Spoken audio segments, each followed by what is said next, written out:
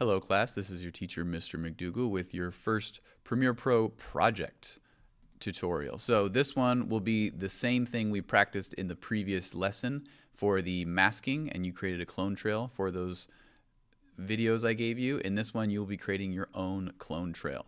So I have an example right here, leaving the trail of clones.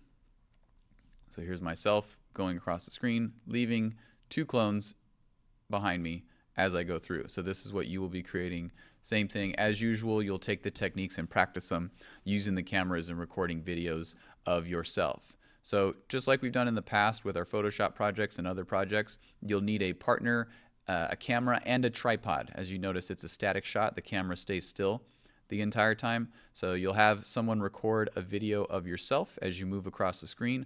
Put the camera on the tripod. Do not move the camera on the tripod. We need a static shot for this to work. The camera doesn't move once it starts recording. You are the thing that is moving. You move across the screen from left to right, and your full body must be in the frame. Don't record from a medium shot so your legs get cut off or something. Just do a full shot so we can see your entire body from the entire time. You must move across the screen in a creative way. Don't just walk normally across the screen, or else you will not get credit on this project. You must do it in a fun way. You can jog, skip, dance, cartwheel, do some creative way as you move across the screen from left to right or right to left. So you record a clip. Your final product will be about 5 to 10 seconds. If your clip is longer than that, you can always trim it down in Premiere Pro. So if your recorded video takes a little longer than 10, just trim it when you bring it into Premiere.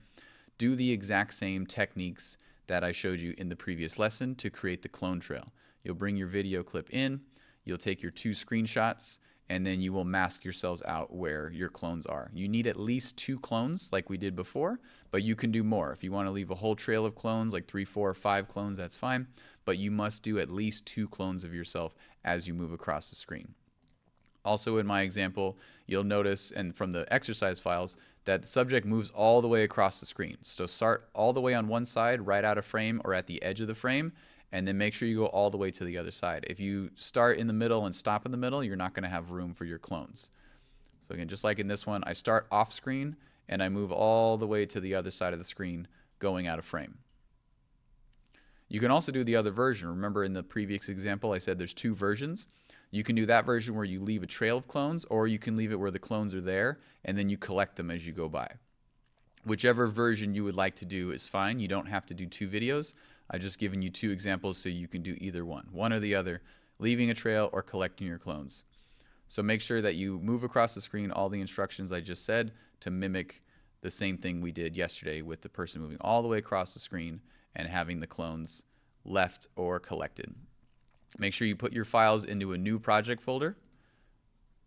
Create a project folder called My Clone Trail, the name of the assignment, so you can put your video clips and save your project files in here. Okay? I'm super excited to see your clones. Let me know if you have any questions, and have fun.